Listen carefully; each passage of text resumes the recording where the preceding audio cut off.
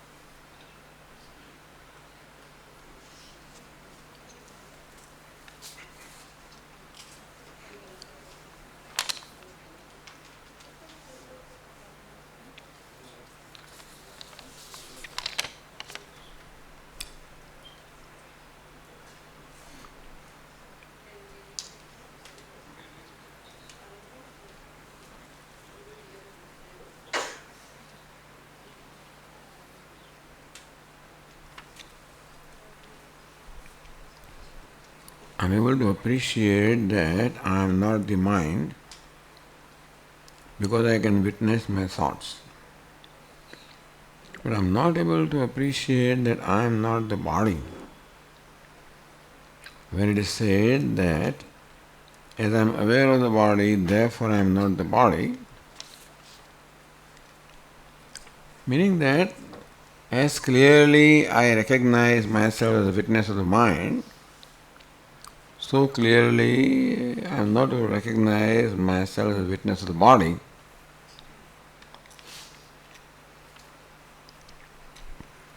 And therefore it's easier for me to know that I am not the mind, but not so easy to recognize that I am not the body.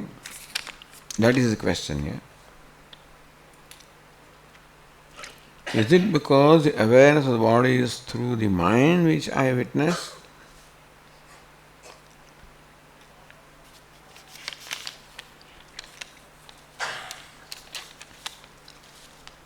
So you are aware of the body, aware of every part of the body.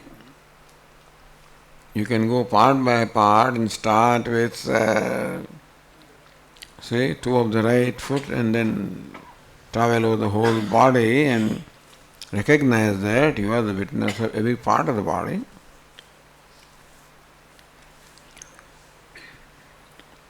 But I guess the identification of the body has become so habitual that it is difficult to own up the fact that I am not the body. Even in the mind also, the identification is habitual.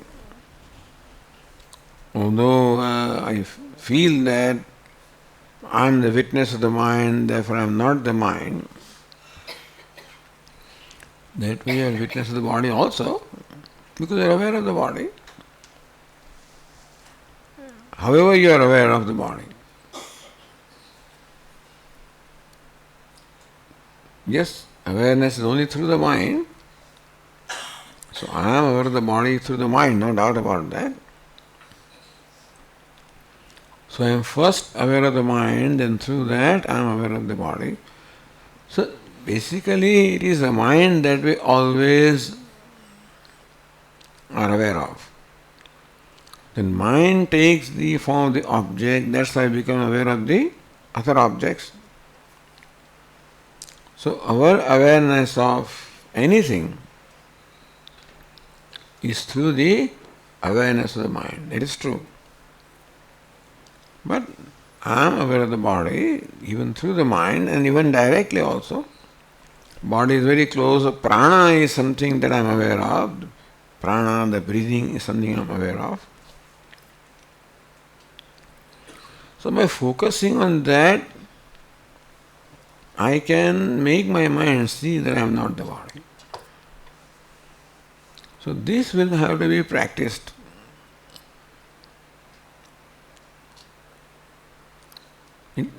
Because that identification is so habitual. So Sharira is mentioned, even though by Sharira is meant both the gross and the subtle body. But what we immediately see and feel is this body, gross body. And therefore the identification is just habitual. And it is true that even if I see momentarily, I create a distance with the mind, or the body, it goes away because of my habit. So that's going to require a lot of practice to create that distance between myself and the body, myself and the mind. Even though the distance is there, because of the habit, the distance is almost not there. That identifying has become so habitual that the distance is, the gap is bridged. So it's going to require a lot of practice of being aware of the body, aware of the mind, objectifying body, objectifying mind. But then it is as easy or as difficult as objectifying the mind. Whether you objectify the body in the mind, that is immaterial, but we can objectify the body also through the mind.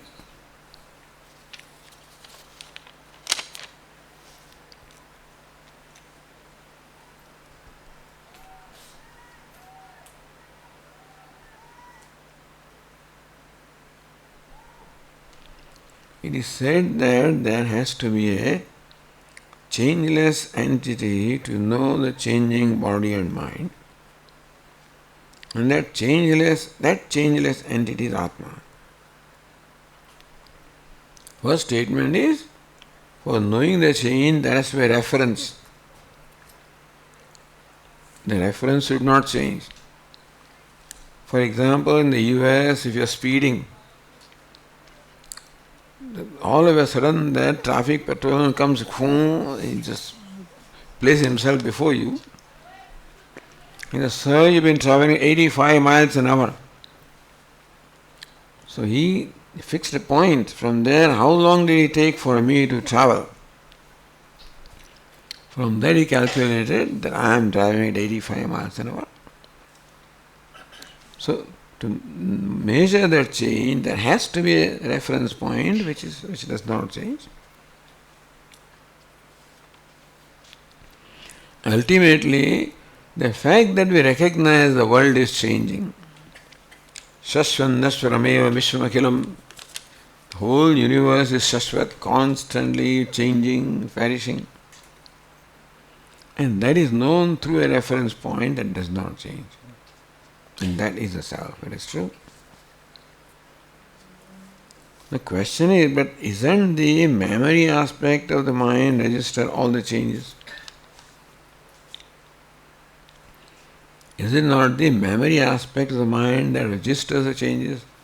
How did that... See, memory is connected with the past experiences. The changes that you are noticing are in the present.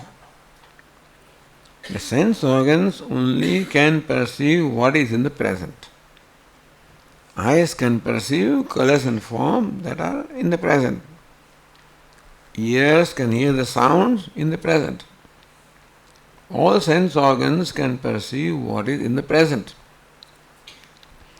Whereas memory is related to what was in the past, what I experienced in the past. So it is not right to say that memory registers all changes. Memory registers the past experiences through samskara. That's all it is. Changes are all registered by the mind in the present. Is that okay?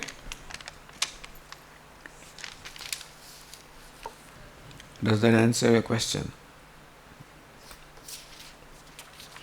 Although by now I should know the handwriting, but still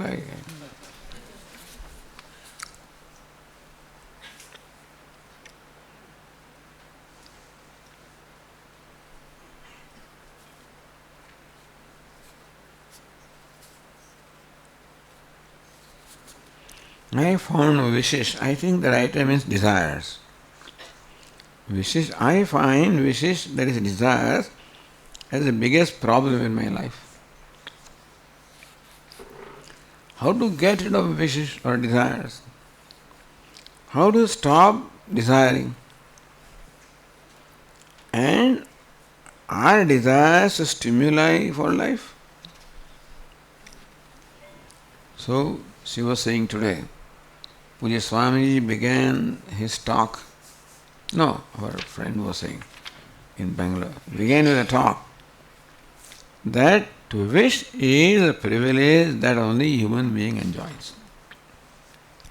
To desire. Swami used to joke that a cow does not tell the bull, "Dear, shall we go for dinner tonight?" That's not there. Human being has all these desires, ambitions. So we should not look upon desires as our enemies. Although Vedanta keeps on emphasizing, give up desires, give up desires, give up desires. I minus desire is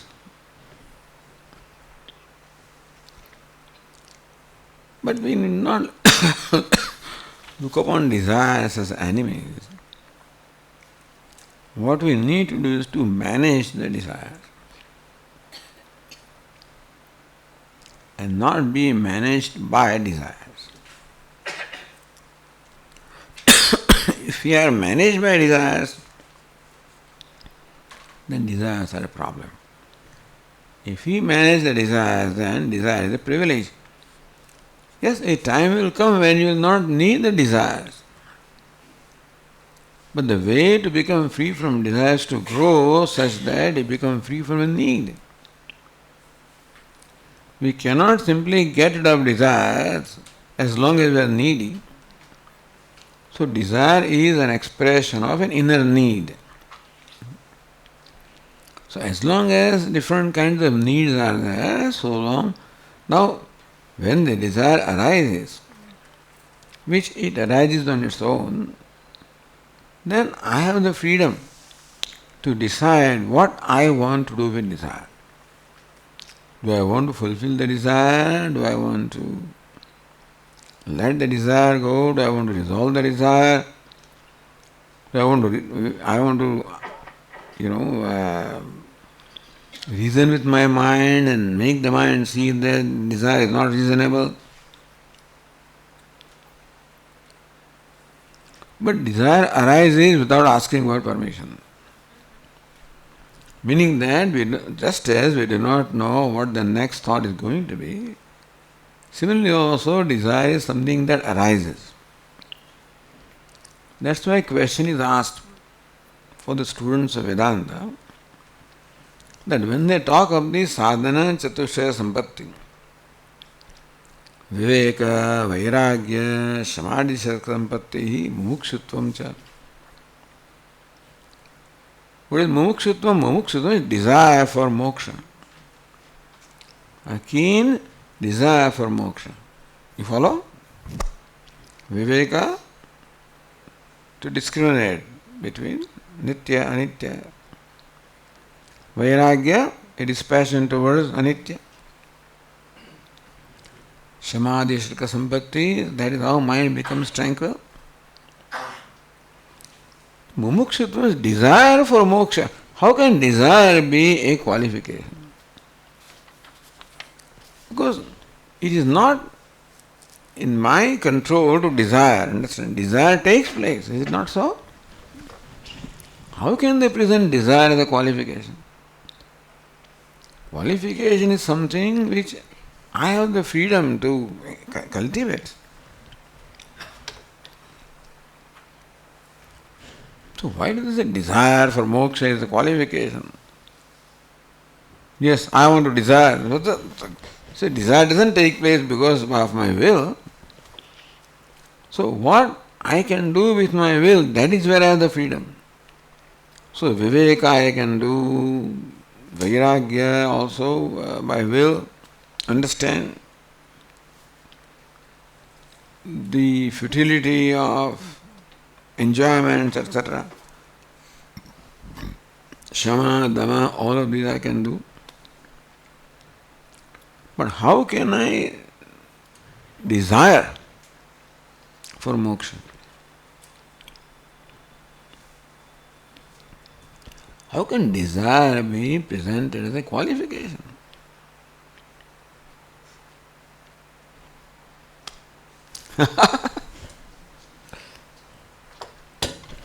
Oh, okay. First three culminates into the Hmm? first three culminates into the fourth. The first three Hmm. culminates into the fourth. It happens. So since we have no freedom to desire,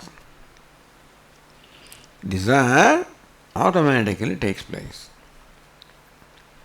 So what kind of a desire will arise in my mind is determined by the disposition of my mind. In a tamasic mind, certain kinds of desires will arise. In rajasic mind, some other kinds of desires will arise. Rajasic mind, bhogecha, rajas. In sattvic mind, those kind of desires will arise.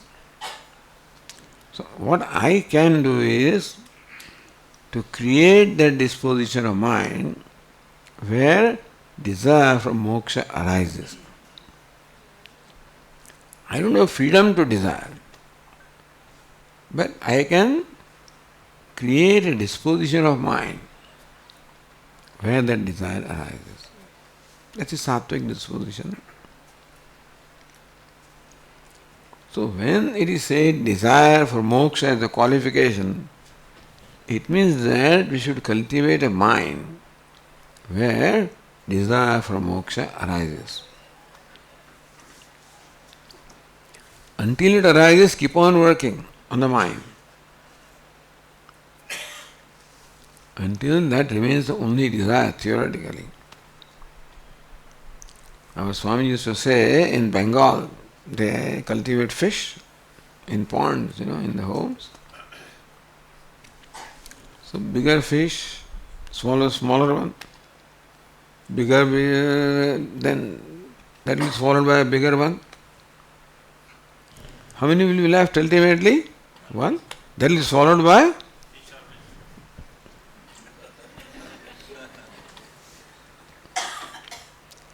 So desire for moksha will swallow all the other desires. How? By recognizing that the desire behind all the desires is a desire for moksha.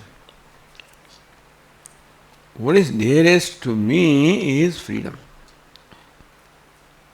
And what kind of freedom? Unconditional freedom. Freedom we enjoy now and then, but only when we satisfy condition. I have freedom to do what I want, provided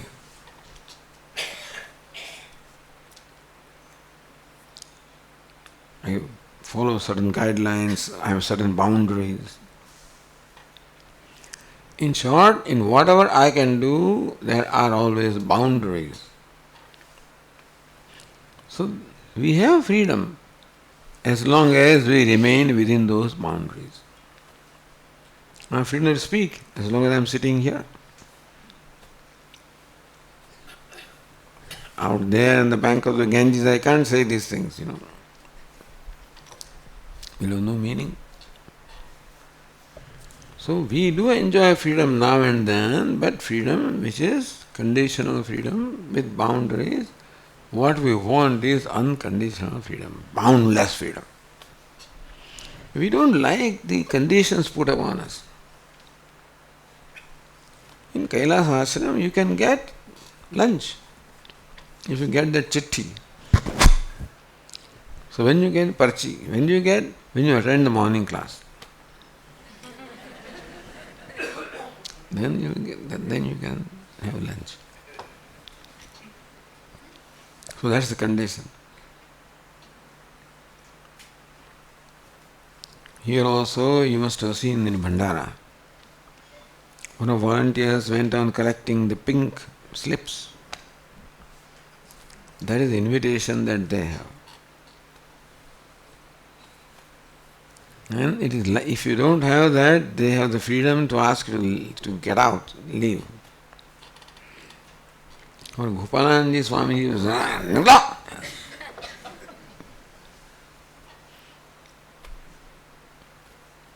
this Swami won't do, but then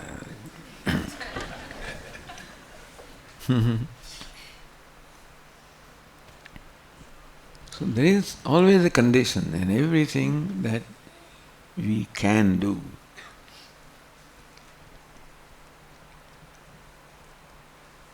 That I can eat, condition. What my stomach allows, what I am given, and various things. But what we want is unconditional freedom.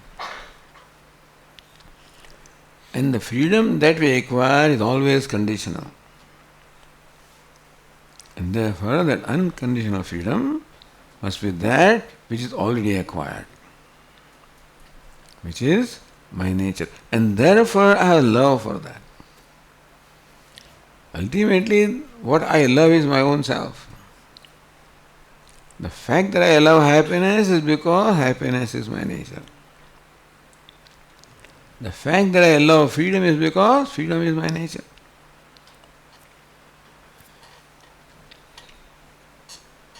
So desire behind all the desire is desire for this freedom called moksha. That's the only way to swallow all other desires. By recognizing that the desire behind all the desires is desire for moksha. No, Swamiji, 12:30 I get hungry. I desire for food. Where is moksha there? I get hungry at 12:30. So there is desire for food. Is moksha involved there? Some freedom is involved. I feel restrained because of hunger, I have to manage that hunger. The only way I can do is by eating food. So, some freedom is always desired. In every desire, there is a freedom from hunger, freedom from thirst, freedom from this, freedom from poverty, freedom from discomfort. In every desire, there is desire for some freedom. When I feel bound, restrained, limited, then there is desire to become free from whatever I feel is limitation. Whatever I feel.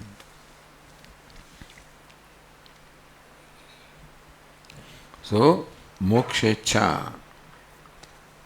That ichha is not something that we can will. It is something, as you said, that will take place when I analyze every desire and resolve them. That's how the only desire that will left will be desire for moksha, because all desire, one desire alone appears before in various forms. Ravana had so many heads. You cut off one and then it reappears. And so thus every desire is a manifestation of one basic desire. To recognize that, then I'll realize that all I want is only moksha. Even when I want money, I want this, that, and what not, basically what I want is freedom.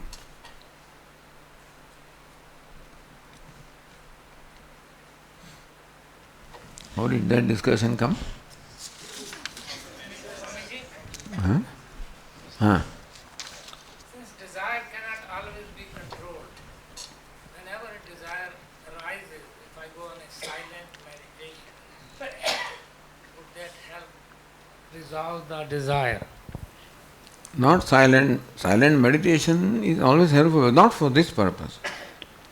When desire arises, we have to ask our mind, mind, why do you want this? What do you seek to accomplish by fulfilling desires? Suppose the desire is fulfilled, so what will happen to you? If you really press the inquiry further, you will find that mind says, then I will want this one or something else. Suppose you fulfill that, then it will want something else. So we have to confront the desire, understand the desire, that mind has some need, it's like a child, that its stomach is aching and it is crying and doesn't know what it is, and so similarly the stomach is aching and it comes out as all various desires, not realizing that the desire behind all desires is this desire. In short, we have to analyze the desire when it arises. Meditation is useful, but here what is useful is understanding the desire and recognizing whether it is worthwhile. Yeah. Basically, it asking, questioning the questioner. The question arising about the desire, and then you question it. What do you want? And that can shut up the, So This is not questioning the questioner, it is questioning the mind which is desiring. O mind, what is it that you want through fulfilling this desire? It may be simple desire, it may be hunger, thirst, So two kinds of desires are there. One is desire that is centered upon non-I. Others are desires centered upon I. So desire, you are hungry, that is desire centered upon the stomach, not I. So all the desires, the worldly desires for food and drink and education, etc., these are all the desires for what is not there. They are genuine desires, and you can decide you want to fulfill or not. basically, I'm saying because the mind is the one questioning that I want this, I want this. So you ask the mind, why do you want this? So then the mind has to think about why this question arose, what kind of desire it wants to fulfill. So by confronting it, you are kind of justifying, the mind justifying to you that why he needs this desire, or it needs this desire. That's what I was trying to say. Yeah, but just for you to understand a little better, the desires are of two kinds. One is desire for what I do not have. Other is desire for what I think I do not have. So, Puja Swami's famous example of this man reading the newspaper one Sunday morning, and a friend comes along. So the reading glasses, he just pushes them up, talks to his friend. After a while, friend goes away, he wants to resume his reading newspaper. I can't read. Where are my glasses? He looks here and there under the newspaper, for 5-7 minutes he searches for his glasses and loses his patience. Where are my glasses? This is an daily affair. The wife hears, he doesn't respond. When that becomes too much, then she, what's the problem? She comes out. So where are my glasses? I don't know. She does not oblige. Then his son comes along, 10-year-old son. Beta, have you seen my glasses? What glasses? My reading glasses. The son is amused. Yes, Dad, I'll show you where your glasses are, provided you let me go to see the movies this evening. All right, you can go. Where are my glasses? They're right there. So desire for glasses was a desire for what is already there. It's two kinds of desires. Desire for what I do not have, and desire for what I think I do not have. You see, the glasses are desire for what I think I do not have. Not what I do not have, I think I do not have. So desire for happiness or that kind of desire? Desire for happiness is the desire for what I think I do not have, because happiness is the nature of self. That's why you have to check. Mind, what does you want happiness out of that? Then it's a different thing. You are hungry, you're thirsty, feeling cold, feeling hot, feeling feverish, then you go ahead and fulfill those desires. I want to be happy, then you have to question. But happiness is something that you cannot get, because nowhere else.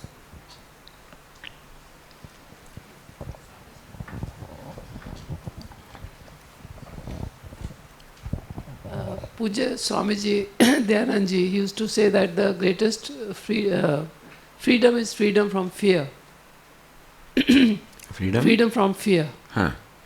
So what is that fear, that basic fear? Is it death or something else? Fear is a different thing. Because we were talking of freedom earlier, so in reference to that. Freedom from fear is one of the freedoms that you are seeking. But freedom from The fear of death. being deprived, Okay. freedom from discomfort, freedom from deprivation. I don't have money, I don't have this, I don't have that. So it may be a sense of deprivation. Okay. Freedom from fear is one of those things also. Then that means we have so many fears and So many needs. needs. There are so many needs. Yes. Okay. Thank you.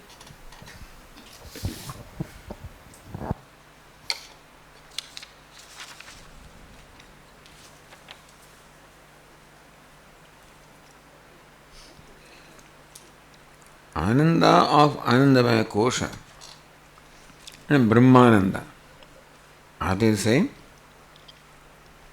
Ananda of Anandamaya Kosha and Brahmananda, are they the same?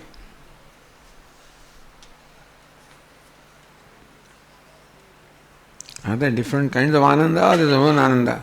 Brahmananda. So basically, Brahman is a source of any Ananda. Anandamaya Kosha, we already discussed that, is when I am absorbed in the experience of happiness. But I do not know that I am happiness. There still I retain the status of the enjoyer of happiness. A very subtle sense of enjoyment, enjoyerness. So Ananda of Anandamaya Kosha is the same as Brahmananda, not different. So Anandamaya Kosha is what you should understand. Anandamaya Kosha is that I am experiencing Ananda and do not know that Ananda is my nature. Then I look upon myself as experiencer of Ananda. What is Kosha means? Ignorance. So even in that state of Anandamaya, there is still ignorance that I am Ananda. I still feel that I am the enjoyer of Ananda. So that is what makes it Kosha.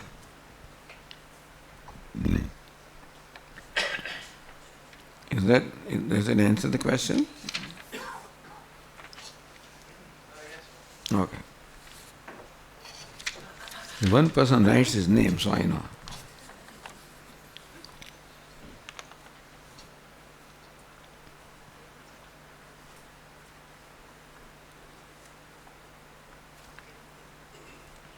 Turiyam or state closer to Turiyam, is it possible to share temporarily with others? How did this question arise? How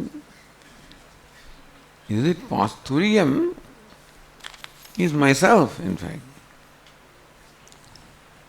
Turiyam literally means chaturtha means fourth. So first is waking, second is dream, third is deep sleep, fourth is fourth. Or Turiyam. It's like saying, in the class we gave the example that an actor acts as a king, then acts as a minister, then acts as a beggar. So how many entities are there? The king, the minister, the beggar, right? 3. And who is the actor? 4th. You follow what I am saying? The king is 1, the minister is other, the beggar is 3rd, the actor taking role of king, the actor taking role of minister, the actor taking role of a beggar. So how many do we have? King, minister and beggar, right? The 3. Is that right? No? That's the best to reply, smile,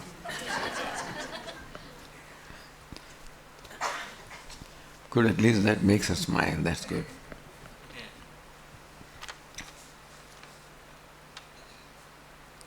They appear to be 3, but how many are there? So then the actor is the 4th. Is he really 4th? Or he is the only one? So Turiyam literally means 4th, but what it really means is the self, which is the only one who takes the role of a waker and then with the gross body takes the role of a dreamer with a subtle body, takes the role of the sleeper with causal body, who himself what? Devoid of all the three. Asharira. Turiya means myself. So we can't share with anybody. You can pass on this knowledge, you can share your knowledge with somebody. Turiyam cannot be shared. You see what I am saying? Turiyam is yourself.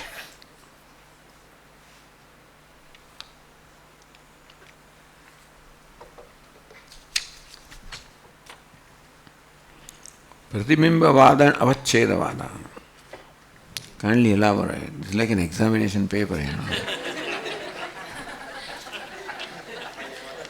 Kindly elaborate. Not answer in short answers.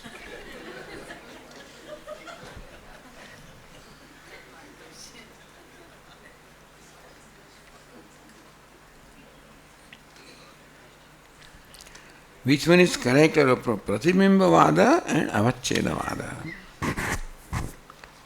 In simple terms,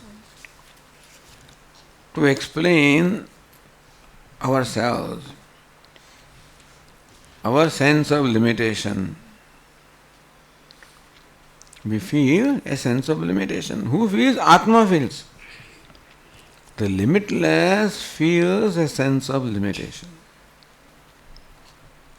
So there are these 2 ways of explaining, at least 2.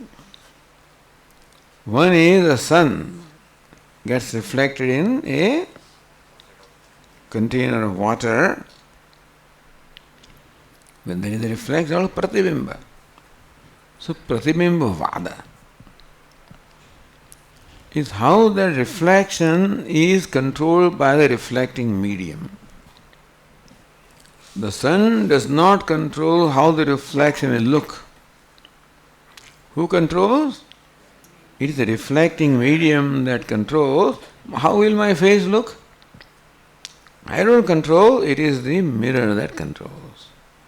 If mirror is convex, the face will look one way, it is concave, will look different way. So pratibimba or the reflection is determined by the reflecting medium. So that is a model or example given to help us understand the way we feel about ourselves. Who am I? I am the self, limitless, self-shining, self-existing, self-sufficient, like the sun. Then there is a bucket or a container of water where the sun gets reflected. So now comes the real thing. You think that the reflection is controlled by bucket of water, the size, whether the reflection is bright or it is dull, whether the reflection is wavy or steady. What determines that? The water in the bucket. So who entertains the complex? We say, oh, he is the sun who looks at his reflection and says, I am this much. Not you and I looking at reflection, the sun looking at reflection. Means, oh, I am only this little one and I am wavy, I am dull. The sun looks at its own reflection and concludes as to what he is. So here the mind is a reflecting medium and the self is reflected in that's a model. And reflection is controlled by the reflecting medium. The mind is limited in every way. Therefore, I, the reflected one, the jiva, feels a sense of limitedness. That is due to mind of the reflecting medium.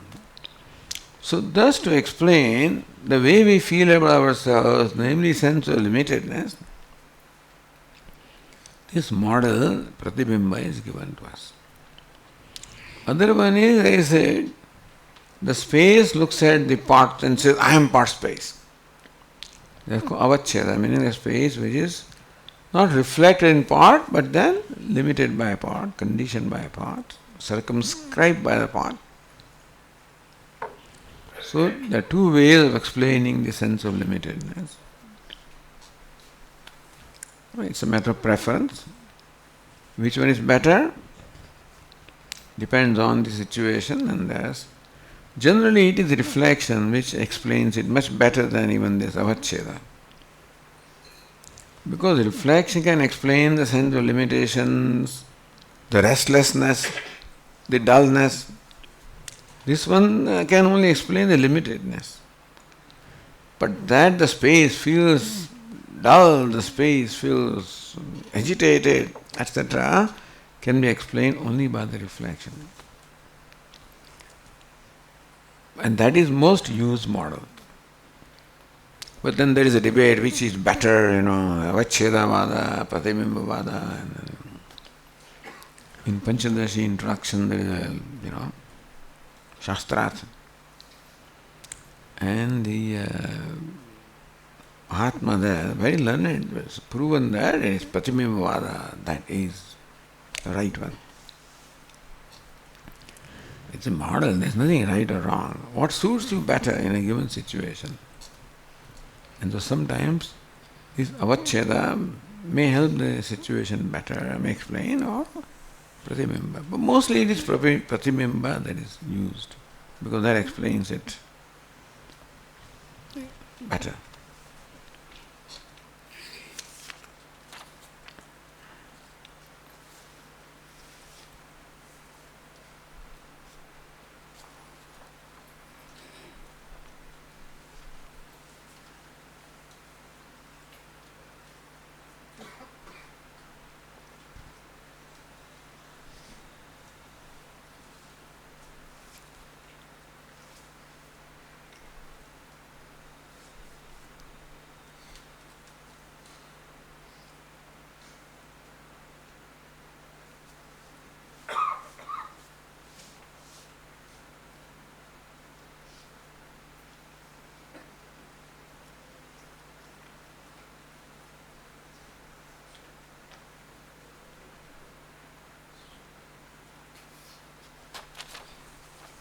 See, very frank question. How to face the fear of old age and death? I have started having grey hair. And for some time I was comfortable with them. But recently, because of someone else's reaction on them, I became self-conscious and related it with being perceived as old. Now I have started perceiving myself old because someone said you're old. I dyed my hair. But I know it's a lie. Conflict arises in my mind. One thought wishes, which is in favor of dyeing it, to hide from the fear, but the other judges it to be being a lie. Nothing wrong in dyeing your hair.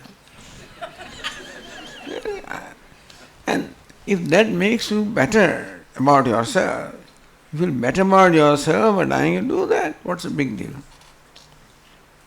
And you know that, but still when you look at yourself in the mirror, that image, reflection is, more satisfying than otherwise if that's the case. Go ahead and dye the hair, what's it? It's not a lie, it's a standard fashion, it's a standard thing. Everybody knows anyway. Looking at the wrinkles on my face and color of my hair, most people will, I guess, find out,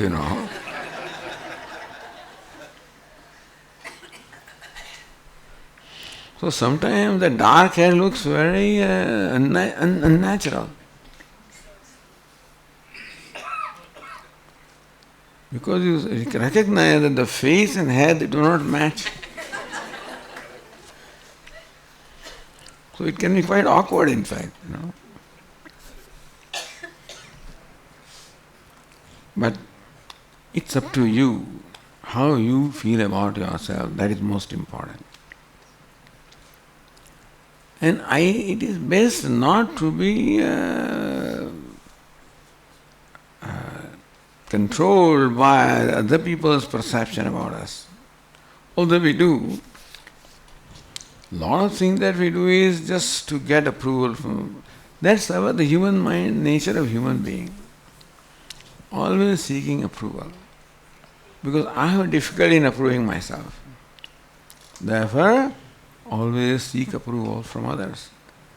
And particularly, as Pujya Swami, others, the significant others. Meaning that I seek approval from my father, from my mother, from my teacher, from the Guru, and from those who I think are significant. Their opinion about me is important to me. Other people, it's okay.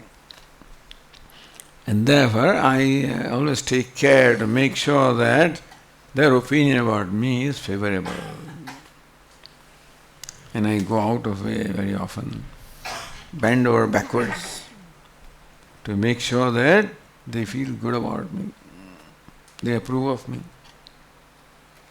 And this game will go on the whole life.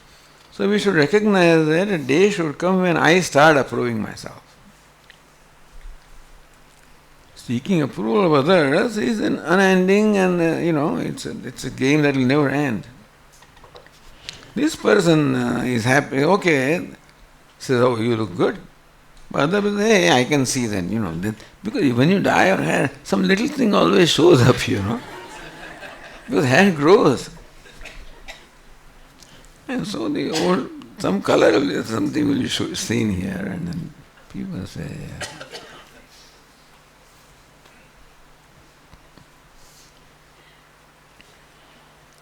So it's up to you. But whether you dye your hair or not, for yourself, but generally we have to slowly become free from seeking approval of others.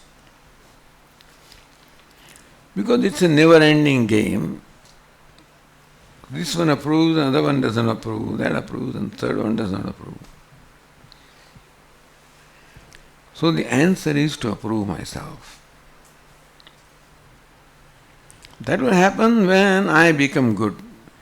When will I approve myself? When I am a kind, loving, good person. Therefore, our emphasis should be on being that person that I will automatically approve. I do not approve myself because I am young, and that's what I think. But I will certainly approve myself when I find myself a kind, good, loving person. So become a good person. You will approve yourself, and whether others approve or not will not become very important to you.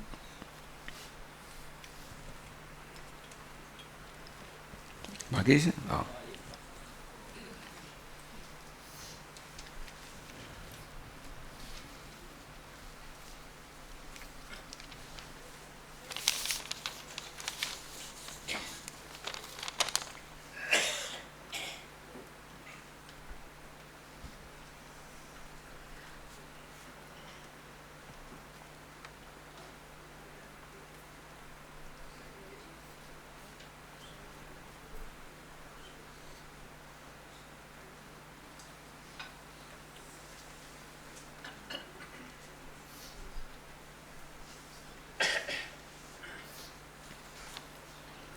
In the temple, the priest first lights lamp.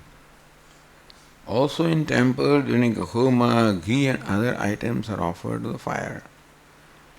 What's the reason for fire being sacred in our culture and sacred to the seeker? See, fire is the first element that we see. Space is an element, air is an element, but we don't see them. First element that we see is fire.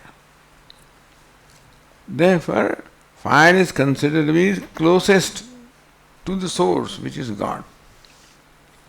And that's how fire became symbolic of representing the gods. So it is not that we offer things to fire. The priest first invokes a certain devata in the fire. Just offering something in fire is what we do in the in the evenings in the Gurukulam children's program. What is it called? Campfire. So that is not campfire. It's not. He is not offered to fire. He is offered to the devata who is invoked in fire. So we offer to devata. And fire is the closest because first one that has form and that can be seen and therefore is considered closest to Ishvara. From fire the smoke arises, it says that it carries our oblation to the devatas. And I am sure these are simple reasons, but the sages know much more than this. I am sure that in fire and sun they see the divinity. It's not for nothing that all these are worshipped, that sun is worshipped, not just because it is, of course, it is source of energy, source of light, life, light, but it's much more than that. So sages who initiated worshipping this different thing had a much more subtler experience about these things than what we may, even about Ganges. About Ganges also depends upon our sensitivity. For some it's just the flowing water, for some, so people feel, they feel sacred, they feel mother. Swamiji, when they started taking a dip in the Ganges, my feeling is changed. And so it is not just a flow of water, but depends upon our sensitivity. Everything is God, provided we develop that sensitivity. So people have different levels of sensitivity. Therefore, they feel differently about different things. And about Ganges, there are many, thousands of people in this area who just feel, not just say, they feel that it is sacred. Feel that it is mother. And there are some those who feel that it is nothing but the knowledge, the consciousness that is flowing. Some say that the roar of Ganges, they can hear the Vedas, etc. So not just imagination, but people's experience. And so all of these are considered sacred based on the experiences of sages who had that heightened level of sensitivity. And therefore they could feel that. Just as scientists tell us so many things now about little plants and little insects and little atoms, etc., which with instrument the sensitivity is developed, but then we can see what dimensions, what we see is one little thing, And how many dimensions the thing has. So, why do we call her mother? That's what you feel. You will also feel. Take a dip in Ganges for 6 months, I guess you will feel. What is the reason she represents knowledge? Because simple thing is that she originates from the matted locks of Lord Shiva. Shiva is the embodiment of knowledge, and therefore this is the flow of knowledge. Simple terms.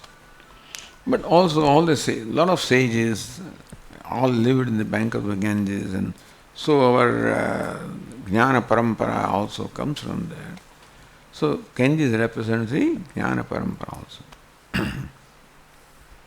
Okay, all right.